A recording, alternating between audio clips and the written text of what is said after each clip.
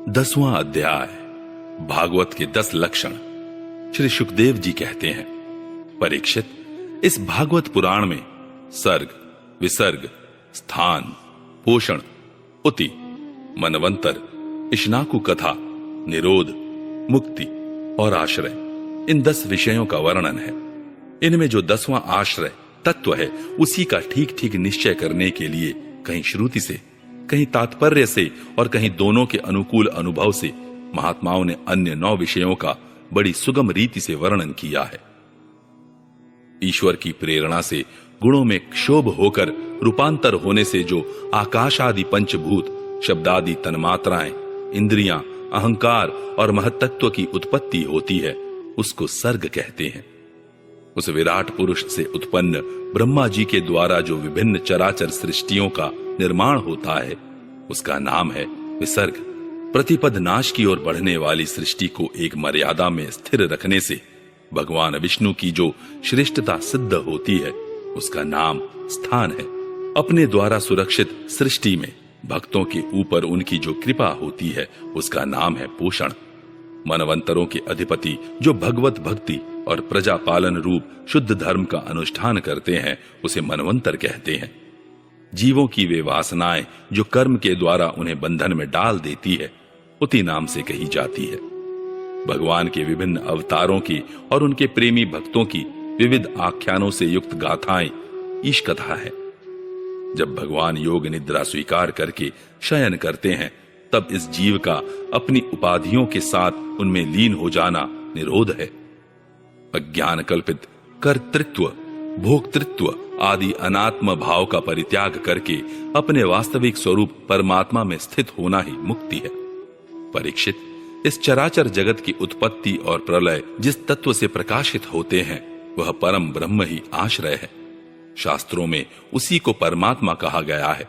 जो नेत्र आदि इंद्रियों का अभिमानी दृष्टा जीव है, वही इंद्रियों के अधिष्ठात्री देवता सूर्य आदि के रूप में भी है, और जो नेत्र गोलक आदि से युक्त दृश्य देह है, वही उन दोनों को अलग अलग करता है। इन तीनों में यदि एक का भी अभाव हो जाए तो दूसरे 2 की उपलब्धि नहीं हो सकती। अतः जो इन तीनों को जानता है, वह परमात्मा ही सबका अधिष्ठान आश्रय तत्व है। उसका आश्रय वह स्वयं ही है, दूसरा कोई नहीं। जब वह विराट पुरुष ब्रह्मांड को फोड़कर निकला, तब वह अपने रहने का स्थान ढूंढने लगा, और स्थान की इच्छा से उस शुद्ध संकल्प पुरुष ने अत्यंत पवित्र जल की सृष्टि की। विराट पुरुष रूप नर से उत्पन्न होने के कारण ही जल का नाम नार पड़ा, और उस अपने उत्पन्न किए हुए नार में वह पुरुष 1000 वर्षों तक रहा। इसी से उसका नाम नारायण हुआ। उन नारायण भगवान की कृपा से ही द्रव्य, कर्म, काल, स्वभाव और जीव आदि की सत्ता है। उनकी उपेक्षा कर देने पर और किसी का अस्तित्व नहीं रहता। उन अद्वितीय भगवान नारायण ने योग निद्रा से जगकर अनेक होने की इच्छा की।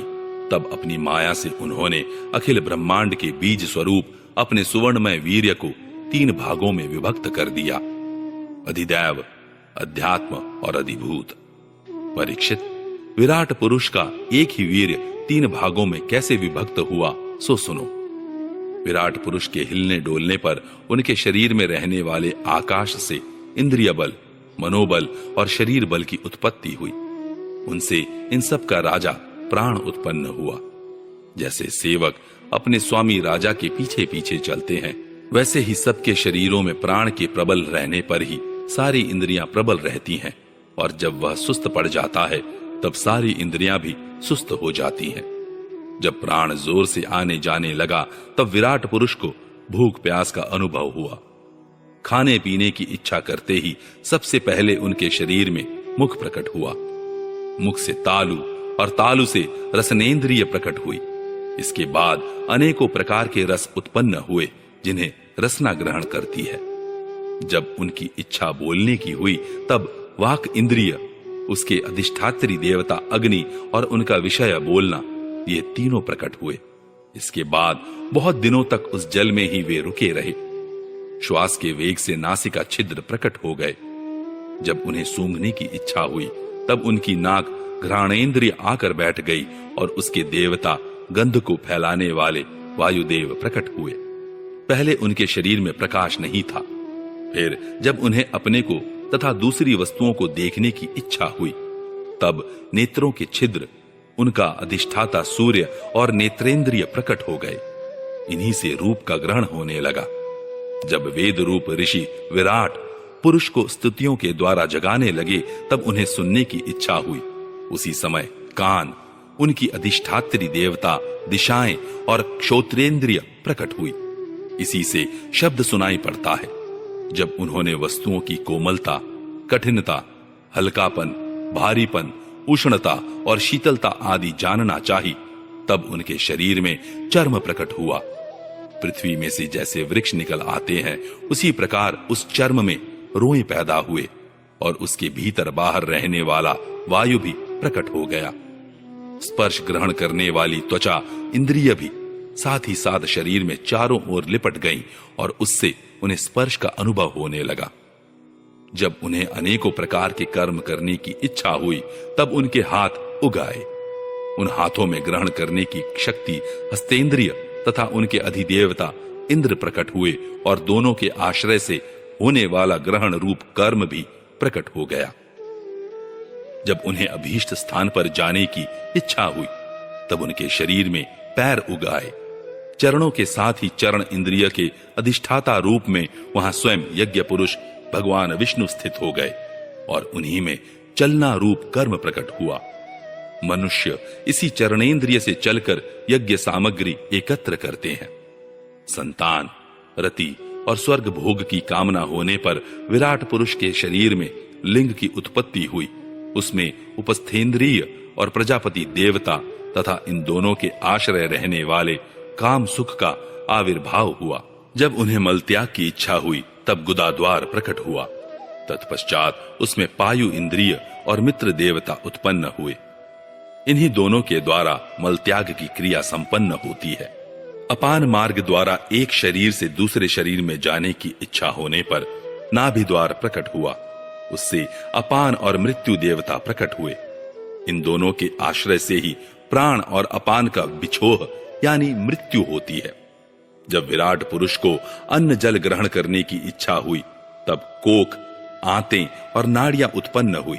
साथ ही कुक्षी के देवता समुद्र, नाड़ियों के देवता नदियां एवं तुष्टि और पुष्टि, ये दोनों उनके आश्रित विषय उत्पन्न हुए।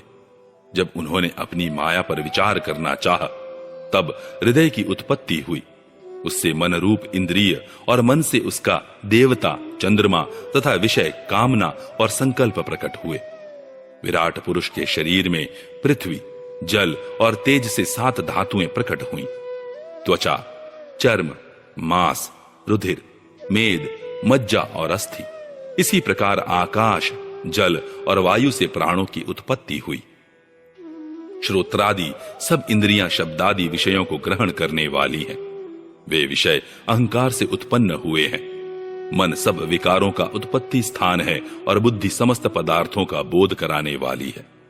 मैंने भगवान के इस स्थूल रूप का वर्णन तुम्हें सुनाया। यह बाहर की ओर से पृथ्वी, जल, तेज, वायु, आकाश, अहंकार, महत्तत्व और प्रकृति, इन 8 आवरणों से घिरा हुआ है। इससे परे भगवान का अत्यंत सूक्ष्म रूप है। वह अव्यक्त, निर्विशेष, आदि, मध्य और अंत से रहित एवं नित्य है। वाणी और मन की वहां तक पहुंच नहीं है। मैंने तुम्हें भगवान के स्थूल और सूक्ष्म, व्यक्त और अव्यक्त जिन 2 रूपों का वर्णन सुनाया है, ये दोनों ही भगवान की माया के द्वारा रचित हैं। इसलिए विद्वान पुरुष इन दोनों को ही स्वीकार नहीं करते। वास्तव में भगवान निष्क्रिय हैं। अपनी शक्ति से ही वे सक्रिय बनते हैं। फिर तो वे ब्रह्मा का या विराट रूप धारण करके वाच्य और वाचक, शब्द और उसके अर्थ के रूप में प्रकट होते हैं और अनेकों नाम, रूप तथा क्रियाएं स्वीकार करते हैं। परीक्षित, प्रजापति, मनु, देवता, ऋषि, पितर, सिद्ध, चारण, गंधर्व, विद्याधर, असुर, यक्ष, किन्नर, अप्सराएं, नाग, सर्प, किमपुरुष, उरग, मातृकाएं, राक्षस, पिशाच, प्रेत, भूत, विनायक, कुष्मांड, उन्माद, वेताल, यातुधान, ग्रह, पक्षी, मृग, पशु, वृक्ष, पर्वत, सरीसृप इत्यादि जितने भी संसार में नाम रूप हैं, सब भगवान के ही हैं। संसार में चर और अचर भेद से 2 प्रकार के तथा जरायुज, अंडज, स्वदेज और उद्भिज भेद से 4 प्रकार के जितने भी जलचर, थलचर तथा आकाशचारी प्राणी हैं, सब के सब शुभ अशुभ और मिश्रित कर्मों के तदनुरूप फल हैं। सत्व की प्रधानता से देवता, रजोगुण की प्रधानता से मनुष्य और तमोगुण की प्रधानता से नारकीय योनियां मिलती हैं। इन गुणों में भी जब एक गुण दूसरे 2 गुणों से अभिभूत हो जाता है, तब प्रत्येक गति के 3-3 भेद और हो जाते हैं। भगवान जगत के धारण पोषण के लिए धर्ममय विष्णु रूप स्वीकार करके देवता, मनुष्य और पशु पक्षी आदि रूपों में अवतार लेते हैं तथा विश्व का पालन पोषण करते हैं। प्रलय का समय आने पर वे ही भगवान अपने बनाए हुए इस विश्व को कालाग्नि स्वरूप रुद्र का रूप ग्रहण करके अपने में वैसे ही लीन कर लेते हैं जैसे वायु मेघमाला को। परीक्षित, महात्माओं ने अचिंत्य ऐश्वर्य भगवान का इसी प्रकार वर्णन किया है, परंतु तत्वज्ञानी पुरुषों को केवल इस सृष्टि, पालन और प्रलय करने वाले रूप में ही उनका दर्शन नहीं करना चाहिए, क्योंकि वे तो इससे परे भी हैं। सृष्टि की रचना आदि कर्मों का निरूपण करके पूर्ण परमात्मा से कर्म या कर्तापन का संबंध नहीं जोड़ा गया है। वह तो माया से आरोपित होने के कारण कर्तृत्व का निषेध करने के लिए ही है। यह मैंने ब्रह्मा जी के महाकल्प का अवान्तर कल्पों के साथ वर्णन किया है। सब कल्पों में सृष्टि क्रम एक सा ही है। अंतर है तो केवल इतना ही कि महाकल्प के प्रारंभ में प्रकृति से क्रमशः महत्तत्ववादी की उत्पत्ति होती है और कल्पों के प्रारंभ से प्राकृत सृष्टि तो ज्यों की त्यों रहती ही है।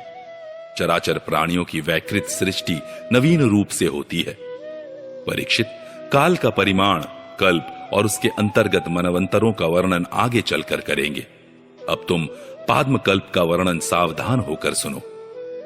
शौनक जी ने कहा, सूत जी, आपने हम लोगों से कहा था कि भगवान के परम भक्त विदुर जी ने अपने अति दुस्तज्य कुटुंबियों को भी छोड़कर पृथ्वी के विभिन्न तीर्थों में विचरण किया था।